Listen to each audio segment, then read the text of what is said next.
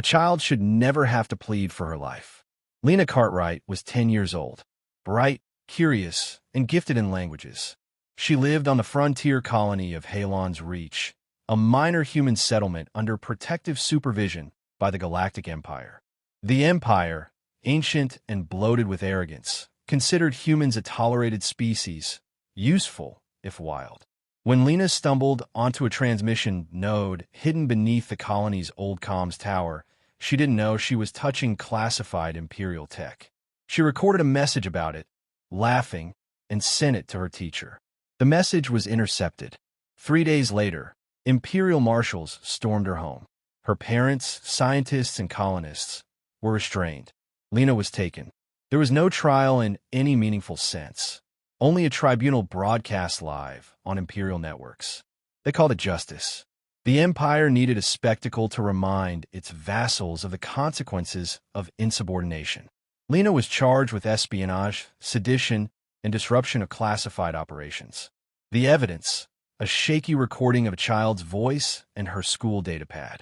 Her teacher's pleas were ignored. So were her parents. Human colonial leaders protested. Earth demanded explanation. The Empire responded with silence. Then came the execution. It was conducted on the Imperial dreadnought Harrow's Mercy, in orbit over Halon's Reach. A chamber of polished black alloy. Cameras floating in every direction. Lena stood alone, terrified, dressed in gray. A holographic judge read the verdict. No translator softened the words. The death sentence was given in the high Imperial tongue. Symbolic, intentional. She was given 10 seconds to speak. She said, "I'm sorry if I did something wrong. I didn't mean to. I just wanted to learn." Then came the light. Instant. Total. Across 100 systems, humans watched in stunned silence.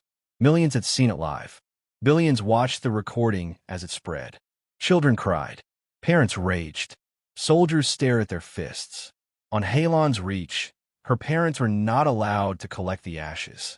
The Empire scattered them in vacuum, declaring it a necessary cleansing. Human representatives at the Galactic Forum demanded accountability. The Empire replied, "The matter is closed. The law has spoken." Their senators mocked the humans' emotional reaction, calling them primitives with attachment disorders. The Emperor's council laughed in private chambers, amused by the outrage. They had done it to provoke. Humans were rising in influence. Their technology was catching up. Their colonies were stabilizing too fast. The child had been a message, a warning, but Earth said nothing. No grand declaration, no fleets, no media campaign, no ambassadors storming out. Only silence. At first, the Empire interpreted this as submission. A lesson learned. They moved on to their next agenda, suppressing rebellion on the Thren axis, negotiating tariffs with the Kirill combined. But on Earth, silence was not surrender. It was the weight of something gathering, a storm beneath still water. Quietness not of fear, but calculation. In the United Nations Stellar Assembly, the Cartwright footage, as it came to be called, played once. Only once. Then the room went dark. The Speaker of Earth, Admiral Ginevra Holt, stood and simply said, "Understood." Elsewhere, within secure underground chambers buried in Martian rock and Terran tundra, sealed systems flickered awake for the first time in 2 centuries. Protocol locks disengaged. AI signals resynchronized. Quantum burst codes updated. And somewhere in the Oort cloud, a ship larger than a continent realigned its internal arrays and began to power its core. The human response had already begun. Not with speeches, not with threats, but with remembering, with calculating, with preparing. In the void, a single pulse transmission was sent from Earth. Simple, undecorated, unencrypted. The Empire intercepted it. It read, "Lena Cartwright, age 10, human. You murdered child. We heard." The galaxy watched and waited. No retaliation, no statement, just silence from Earth. The kind of silence that felt like pressure in the bones, like the air before a hurricane. Empires depended on patterns, on predictability. The humans weren't following the pattern. Across the outer colonies, mourning rituals turned into something colder. Miners on Callisto stopped exporting thorium. Orbital shipyards above Titan ceased all external communications. Civilian cargo fleets rerouted under classified directives. Every diplomat of Earth origin withdrew from the Galactic Forum within 72 hours. Human embassies closed without explanation. No protests, no condemnation, only vacancy. In the Empire's intelligence bureaus, analysts churned out conflicting reports. Some urged caution, others dismissed humanity as emotionally volatile but ultimately submissive. They lack the scale, one report said. Their fleets are scattered. Their AI systems primitive. Their military doctrine reactive. The Empire's high command nodded. They had seen this before. Grief, outrage, then exhaustion. The humans would shout and then forget. But Earth wasn't shouting. Inside the Martian Defense Conclave, a quiet directive was issued. Unchain Sentinel protocols. Prepare Thanatos. It moved through secure channels, past admirals, past AI governors, past bureaucracies. No records leaked. The name Thanatos was not explained. It was not questioned. Across the solar system, Earth's defense grid began silent recalibrations. Civilian satellites blinked offline. Orbital trade lanes were rerouted to make room for blacklisted carrier paths. Jupiter's storm belts, usually watched for research, were repurposed as cover zones for weapon silos. Something old and long dormant shifted beneath Europa's surface. Among the humans, no outrage boiled over publicly. No social movements erupted. The response was deeper. Cultural. Collective. Parents told the story of Lena Cartwright to their children. Teachers played the footage once and let silence hang afterward. Military academies renamed their honor code files to Cartwright Doctrine. New enlistees swore their oaths in front of the recording. One oath, repeated in 20 languages, ending with never again. Earth wasn't broadcasting anger. Earth was institutionalizing memory. Humanity's vast diaspora, scattered across colonies and stations, began a synchronized shift. Civilian transports converted into carrier support vessels. AI logistics chains diverted to internal routing. Commercial AIs fell silent as higher-order intelligence reclaimed network space. There was no declaration, just reshaping. Even the corporate dynasties, usually resistant to Earth's authority, fell into line. They understood something no one else did. Humans were not reacting. They were preparing. Profits were shelved. Supply chains were rerouted. Entire economies were sacrificed without debate. That kind of discipline frightened even the most hardened profiteers. In the asteroid belt, black-site stations started broadcasting ghost signals. Signals that hadn't been active since Earth's last civil war. Coordinates embedded with old codes, buried in protocols that bypassed even military firewalls, began unlocking deep space installations, long considered abandoned. They weren't. They had just been sleeping. The Empire noticed small things. Ships that vanished from known routes. Drone swarms in outer sectors behaving with new efficiency. Communication silence between human colonies growing tighter. The Empire's analysts offered explanations. Internal instability. Fear-induced cohesion. Resource bottlenecks. Each report ended with the same conclusion. Earth will not act. One young analyst disagreed. Her report was flagged and deleted within 24 hours. She'd written, "They are not weak. They are focused. You have not seen them unified." The Empire dismissed it. Arrogance can make even gods blind. At the highest levels of human governance, nothing was said aloud. The Speaker, the Admiralty, the AI Oversight Council. No meetings recorded. Just confirmations. Just greenlit actions. One by one, the tools of restraint were put down. And then, across human territory, encrypted pulses reached every fleet node and forward station. A phrase not used since Earth stood alone during its darkest war. Protocol Thanatos confirmed. The Empire didn't understand what that meant. But humanity did. It was not a weapon. It was not an order of attack. It was a threshold, a moral threshold. It meant diplomacy was over. It meant containment no longer applied. It meant deterrence had failed. From this moment on, Earth would not seek justice through courts or councils. The name of Lena Cartwright had become a switch in the human soul, and that switch had been thrown. A single message was transmitted from Earth's Strategic Command to every human fleet, outpost, and intelligence node. 5 words. We remember Lena Cartwright. Engage. It needed no encryption. The galaxy was meant to hear it. Simultaneously, across 16 star systems, Imperial military assets went dark. Orbital platforms failed without warning. Flagships lost AI support mid-flight. Fleet coordination collapsed in seconds. No warning shots. No prelude. Humanity struck with calibrated, unflinching precision.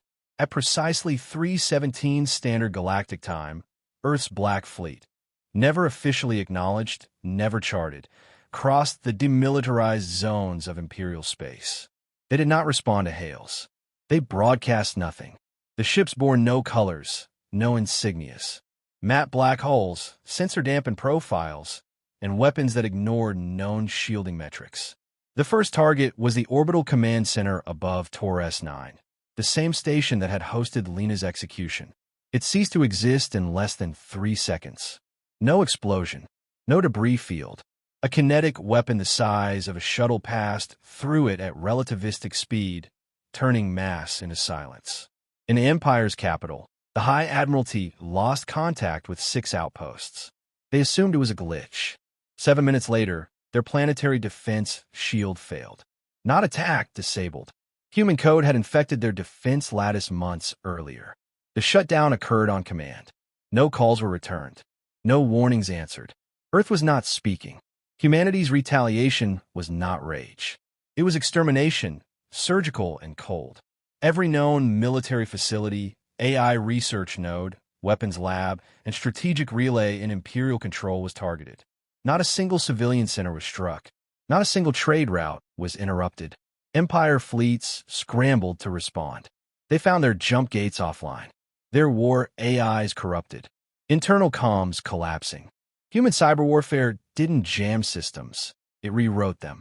Entire Imperial dreadnoughts turned on their sister ships, unaware they were no longer under loyal command. Within hours, the Empire lost its forward command chain. Field admirals dead. Communications hubs vaporized. Deep space relays pulsed nothing but static. Human stealth cruisers, untraceable, unlisted, deployed antimatter warheads with pinpoint detonation yields. Not cities, not settlements, only targets of war. Empire-aligned systems tried to declare neutrality. They were ignored because they were not the enemy. Humanity wasn't attacking for territory. There were no landings, no occupations. This was not war. This was justice implemented by force. On worlds where human slaves had been kept, illegally under Imperial regulation, dropships landed with full tactical deployment. But instead of conquest, they provided food, medics, evacuation support. Drones dispersed nanofabricators for infrastructure. No banners were raised. No laws imposed. The message was made through action. Humans would not replace tyrants. They would erase them. The most terrifying weapon used by Earth wasn't kinetic. It wasn't thermal.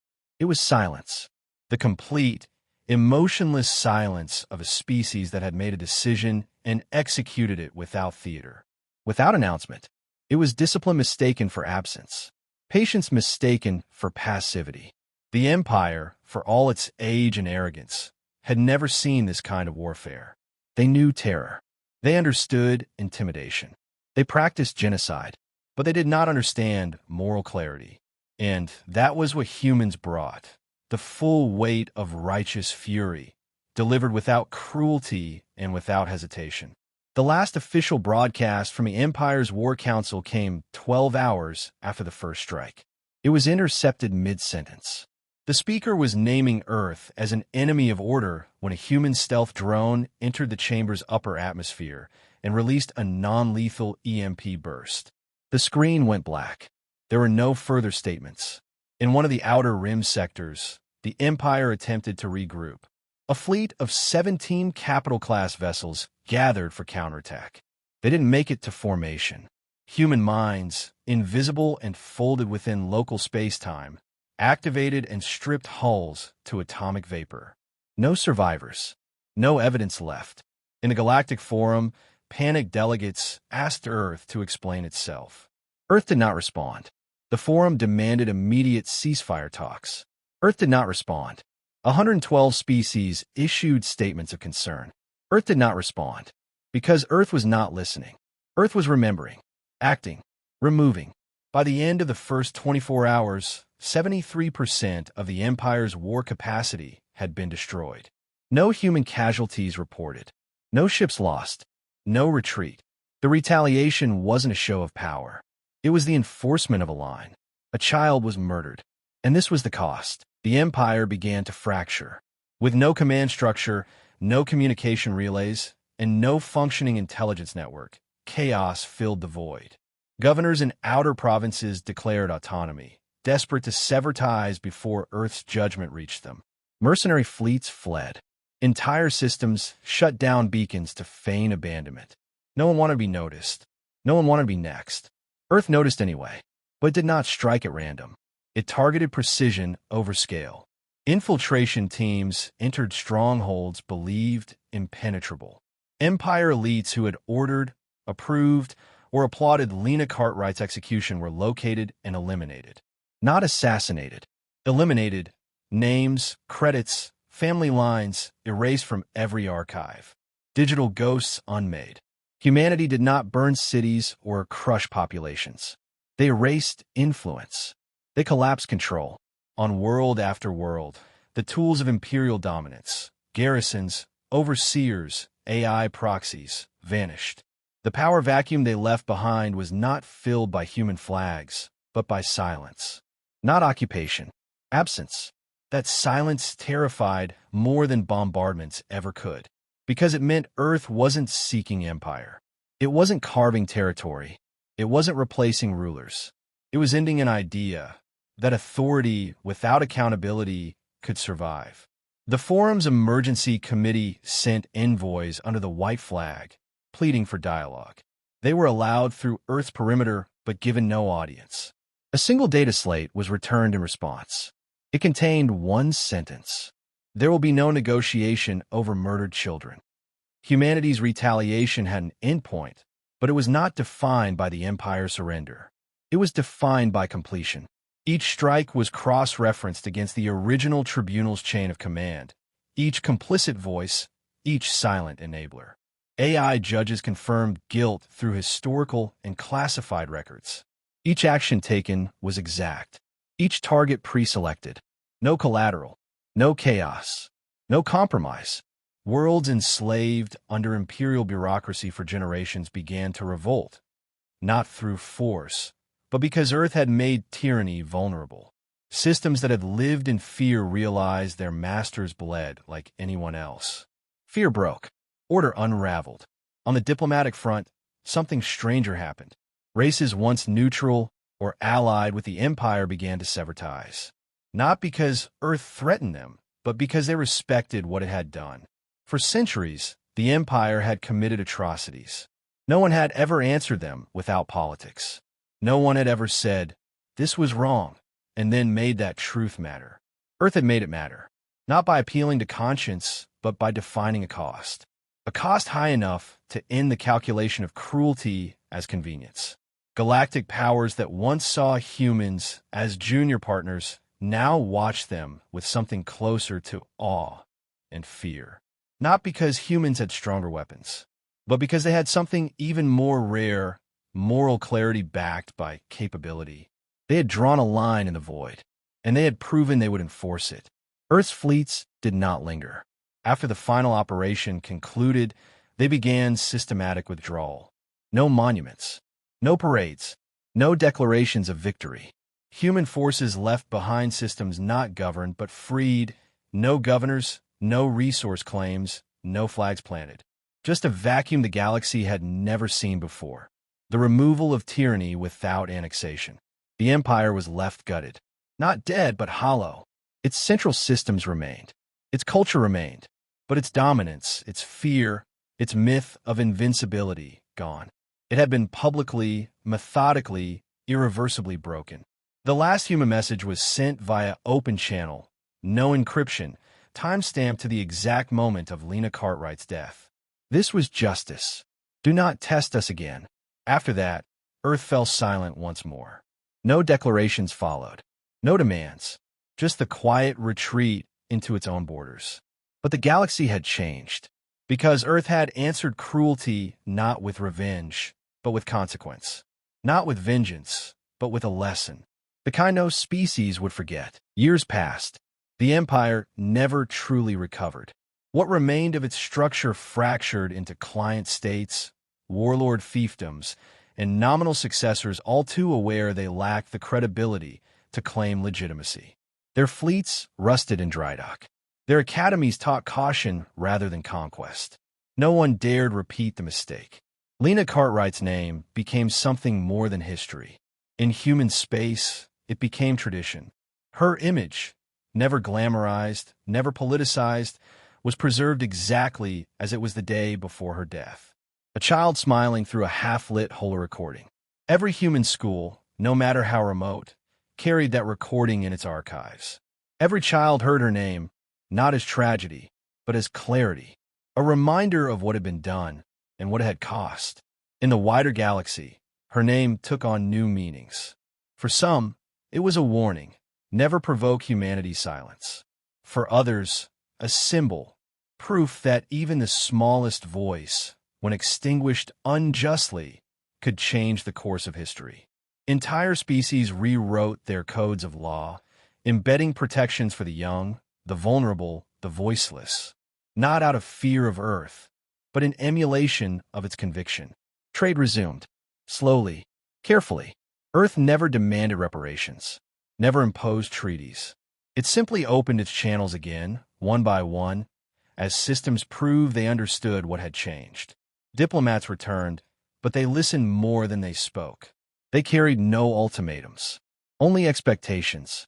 In the Galactic Forum, Earth's seat remained empty for 7 cycles. When they finally returned, they did not arrive with fleets or fanfare. Just a single representative, carrying a data slate engraved with Lena's name. She made no speeches. She submitted no resolutions. She sat, listened, and left. A presence, quiet but impossible to ignore. Humanity had no interest in empire. They had made that clear. But neither did they tolerate the myth of weakness anymore. Old jokes about humans, primitive, emotional, irrational, vanished from elite circles. Not because they were outlawed, but because no one dared say them aloud. Not out of fear, but out of understanding. The galaxy had seen what lay beneath the human surface. Patience, memory, and the willingness to act when the line was crossed. Some sought alliance. Others kept their distance. But none doubted now what humanity was. Not conquerors, not victims, enforcers of their own code. The lesson endured.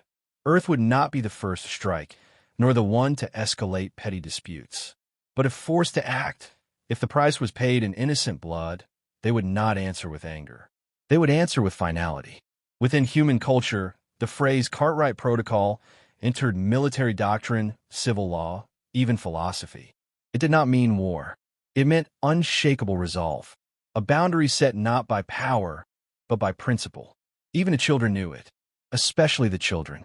On the anniversary of her death, human colonies dimmed their lights for 10 seconds. No speeches, no broadcasts, just silence. The same silence Earth had kept when the galaxy mocked them. The same silence that came before the reckoning.